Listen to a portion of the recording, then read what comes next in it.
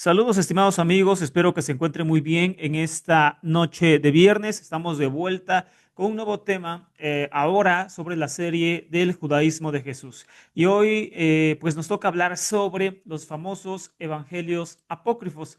Pero pues antes de comenzar, solamente me resta también agradecer su participación y presencia de todos aquellos que pudieron estar este martes pasado, que tuvimos a un invitado de lujo en el canal y que nos estuvo compartiendo algunas de sus propias vivencias que son bastante importantes de escuchar para todos nosotros que estamos pues investigando el origen y la formación de las creencias religiosas en general.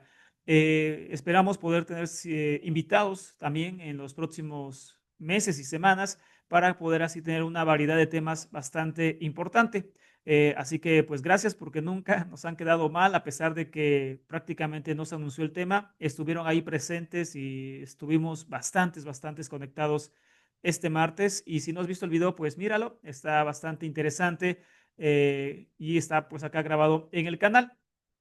También te invitamos a suscribirte al canal porque así recibirás las notificaciones cada vez que estemos grabando un video, más bien lo estemos transmitiendo en vivo o bien como ahora subamos un video grabado de una clase nueva. Así que para que no te pierdas ningún tema, suscríbete, es totalmente gratis y pues ayúdanos compartiendo los videos a través de tus redes sociales. También nos puedes seguir a través de Facebook, a través de Donato Martínez Montalvo en Facebook y en TikTok, donde también subimos material a través de La Historia No Contada. Así que, pues bueno, gracias porque todos ustedes han hecho posible este maravilloso proyecto de divulgación bíblica sin fines de lucro y sin fines religiosos, ¿vale? Bueno, entonces vamos a comenzar ya de lleno en esta noche con el tema que les comentaba sobre los evangelios apócrifos, la otra cara de Jesús.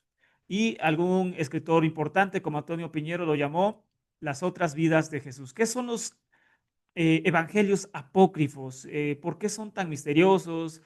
¿Son importantes o no? De alguna forma hemos escuchado de ellos. Hace algunos años se volvió muy famoso uno de estos evangelios, que es el Evangelio de Judas, y que salió hasta en noticieros, National Geographic, si no me falla la memoria, tomó la investigación muy en serio, se pagaron exámenes de carbono 14 para datar exactamente en qué tiempo fue escrito este documento. Y fue un boom en su tiempo el Evangelio de Judas, que es un evangelio apócrifo.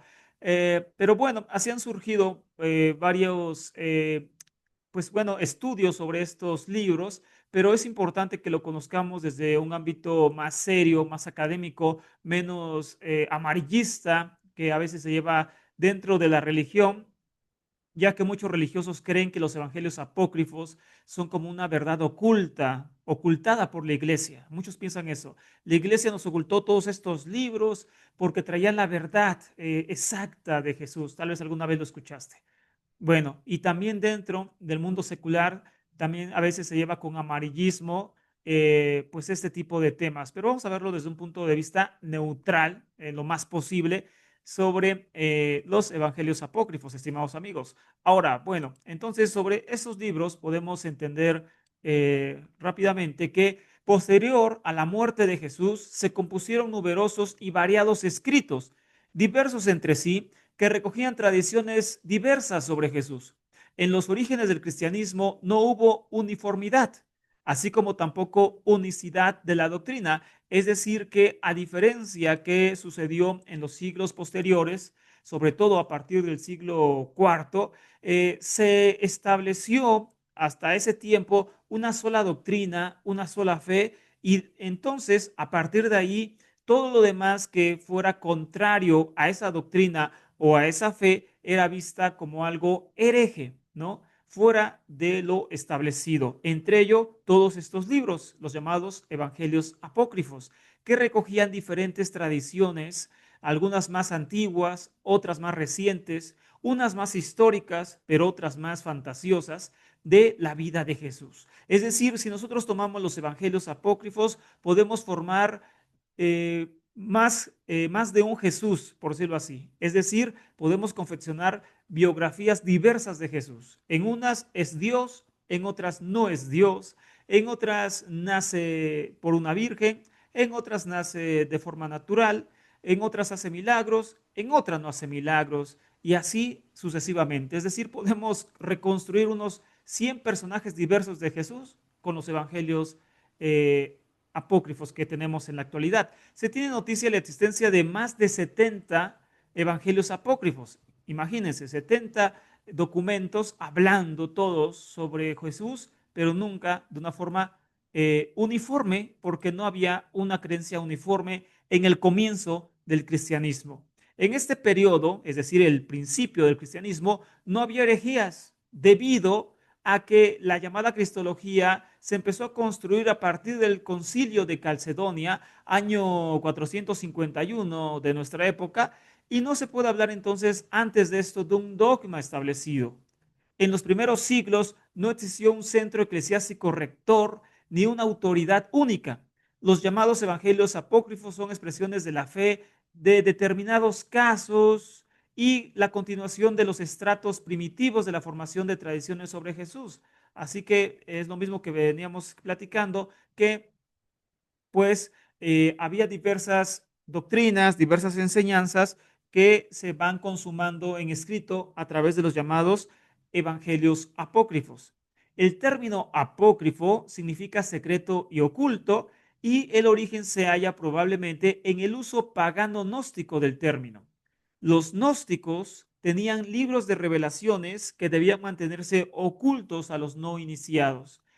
Estos libros tomaron después un sentido peyorativo y fueron tenidos por sagrados, pero no aceptados por el canon, y pretendían también sustituir a los libros canónicos. Es decir, es muy posible que el término apócrifo, que significa secreto u oculto, sea en respuesta a este tipo de literatura gnóstica. El gnosticismo, que después si quieren platicaremos de ello, fue muy importante en el comienzo del cristianismo. Tan importante fue el gnosticismo, la creencia de Jesús, pero de una forma distinta al cristianismo tradicional. Tan importante fue esta forma de ver a Jesús, que se entiende que el primer compendio de libros del Nuevo Testamento fue por causa de ellos. Es decir, Marción, un líder gnóstico, fue el primero, se cree que fue el primero que recopiló libros del llamado Nuevo Testamento, o bien no existía el Nuevo Testamento, sino recolectó libros cristianos, por decirlo así, para así contrarrestar a la Biblia hebrea. No eran tal cual hoy los conocemos, ni eran todos los que hoy conocemos en el Nuevo Testamento, pero la iglesia tradicional empieza a canonizar los libros que ellos creían importantes para formar el Nuevo Testamento entonces, y así hacer contrapeso a lo que Marción estaba haciendo desde el gnosticismo. Es decir, este movimiento tuvo mucho peso. Aquí vemos otro ejemplo de cómo para minimizar la literatura gnóstica y contrarrestarla, se usa el término apócrifo como un término peyorativo, es decir, pues un poco discriminante, para poder así tomar en poco las enseñanzas de los gnósticos y decir que había unas enseñanzas realmente permitidas, que eran las de la iglesia tradicional. Ahora, dentro de todos estos grupos, porque hubo varios, hubo muchos grupos muy diversos de cristianos, unos eh, creyendo de una forma, otros de otra forma, y entre ellos están los judio-cristianos, es decir, judíos que creían en Jesús y contaban al menos con 3 evangelios. Entre ellos están los nazarenos, los ebionitas y los hebreos. En las cartas de Pablo se mencionan otros grupos gnósticos y judio-cristianos diferentes al suyo, es decir, el mismo Nuevo Testamento, los libros canónicos del Nuevo Testamento, esos mismos libros nos hablan claramente de una realidad alterna que estaban viviendo los primeros creyentes. Había grupos con los cuales ellos combatían, grupos que no estaban de acuerdo con sus propias creencias y enseñanzas. Así que entre estos tantos grupos había gnósticos, había judio-cristianos, y todo eso. Y los grupos gnósticos cristianos daban una interpretación de Jesús diferente a la seguida por la gran iglesia, y es por eso que pues había ese tipo de recelo y también pues problemas. Desde el punto de vista temático, los evangelios apócrifos se pueden dividir en evangelios de tipo sinóptico, que recogen dichos y hechos de Jesús parecidos a los de los evangelios. ¿Ok? Este es el tema o los temas de los evangelios apócrifos y se pueden dividir en tres. Aquellos que se parecen a los que ya tenemos, a los que ya conocemos, los llamados evangelios sinópticos, que recogen dichos y hechos de Jesús, como los que conocemos más o menos. El segundo grupo toca los evangelios de la infancia y resurrección de Cristo y los del ciclo de María.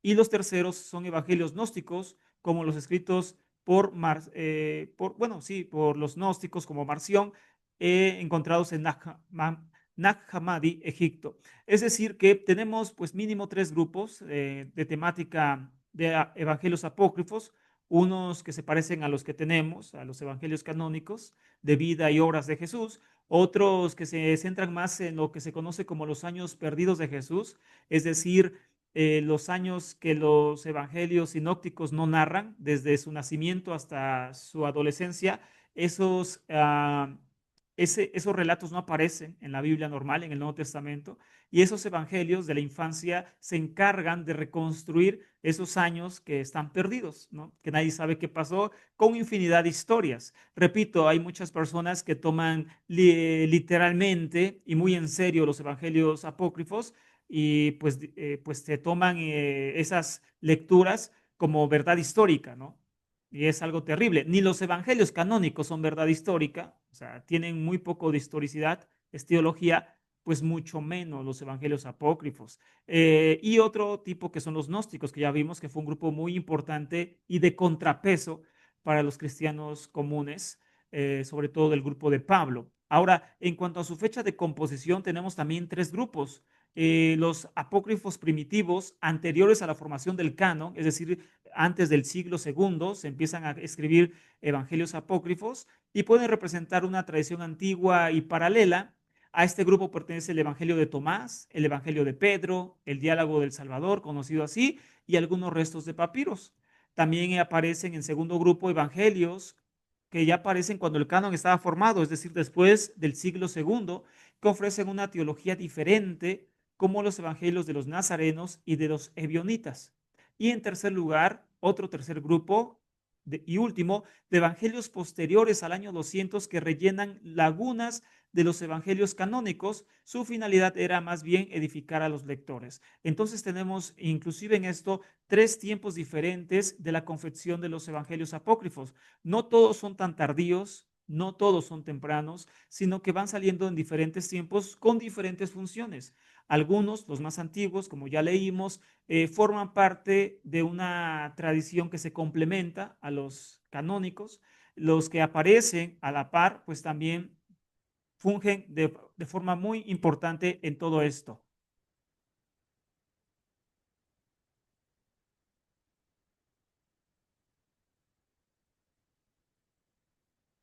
Y por lo tanto, pues tenemos entonces este segundo grupo que aparece también como para rellenar vacíos de los evangelios canónicos y el tercer grupo que ya es un poquito más tardío. Entonces tenemos pues de todo un poco, ¿vale? De todo un poco y en diferentes tiempos. Así que esto es importante conocerlo también.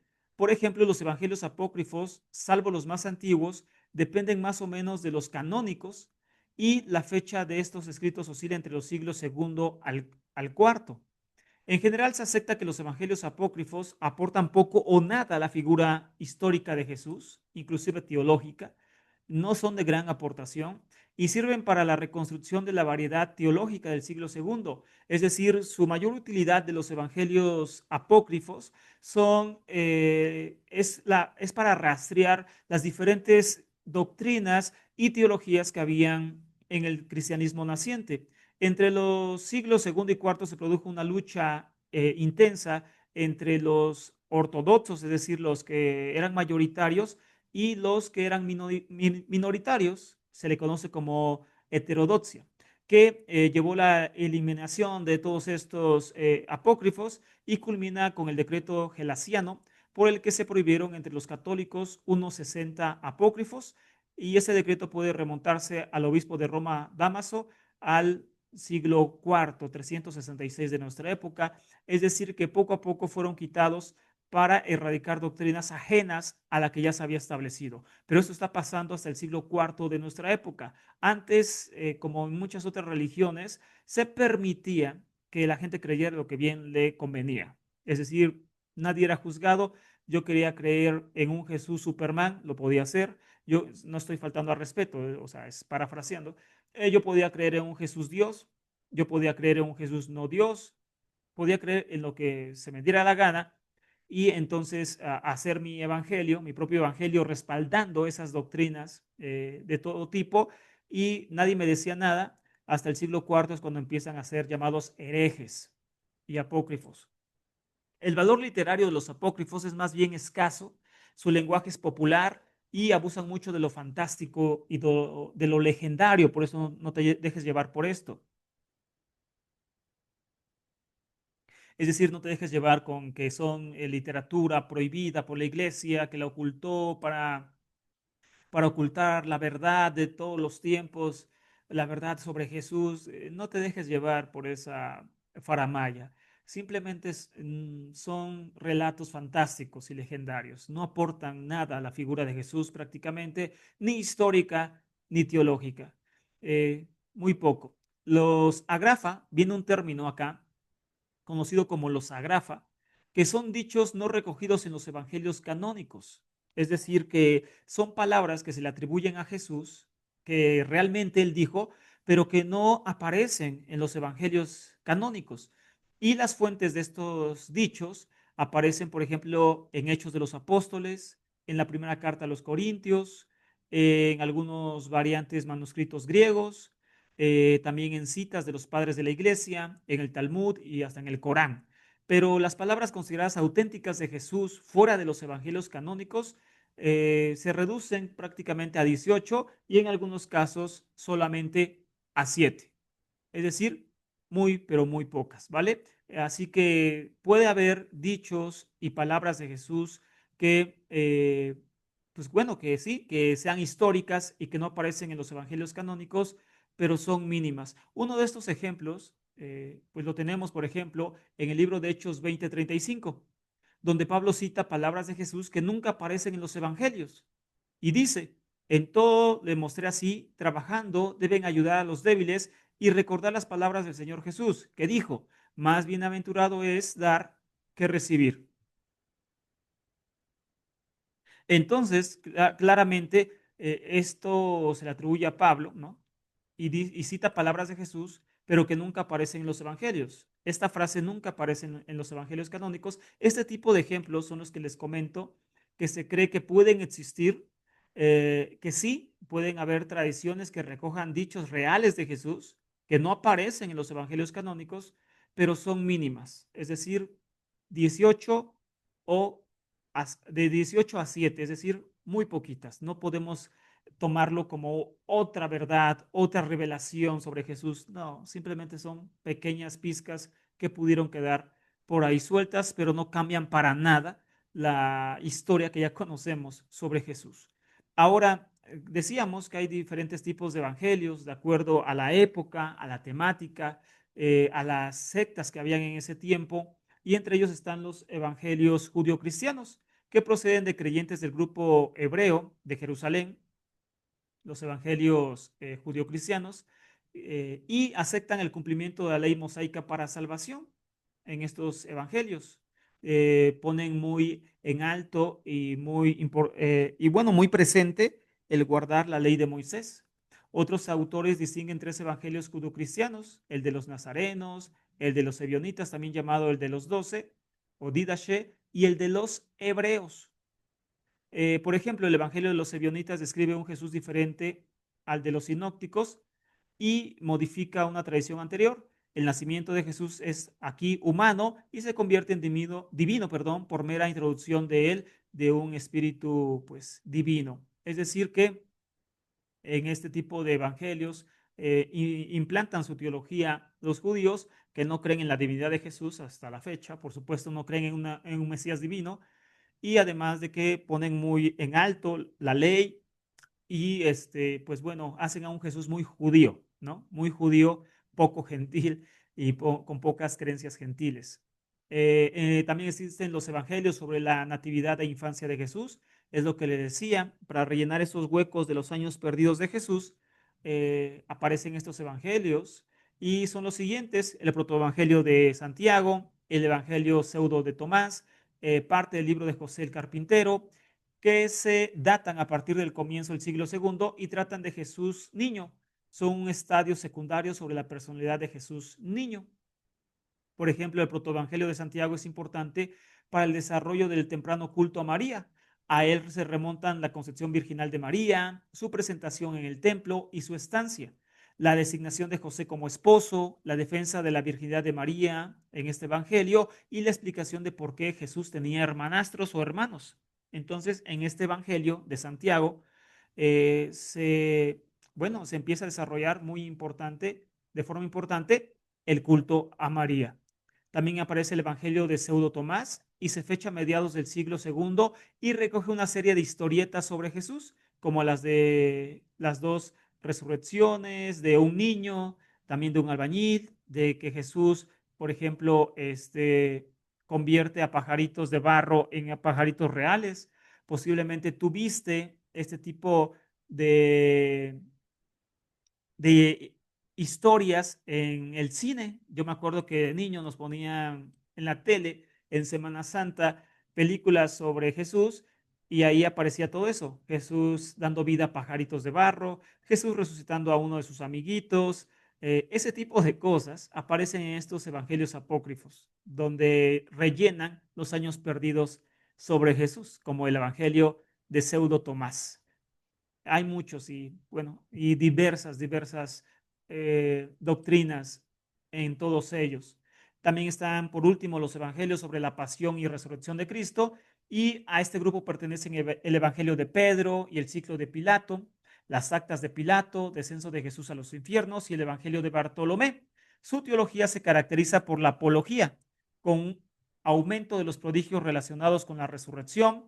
Posee un carácter antijudío, libera a Poncio Pilato de la responsabilidad sobre la muerte de Jesús y, en contraste con los evangelios canónicos, no resalta la muerte expiatoria de Jesús. Entonces, como vemos, pues aquí viene una teología diferente a la que vemos en los evangelios canónicos. Y pues bueno, en resumen de esta pequeñísima charla de los evangelios apócrifos, perdón, pues vemos que en sí surgen como una expresión de los diferentes grupos que había en ese tiempo. Sus diferentes creencias las plasmaban en los evangelios para dar respaldo a su grupo, a su teología, y los tenían como propios. Todos ellos empiezan a ser eliminados y censurados en el siglo IV, cuando se empieza a formar la ortodoxia cristiana, después también de Constantino y todo eso, el concilio de Nicea, etcétera, etcétera.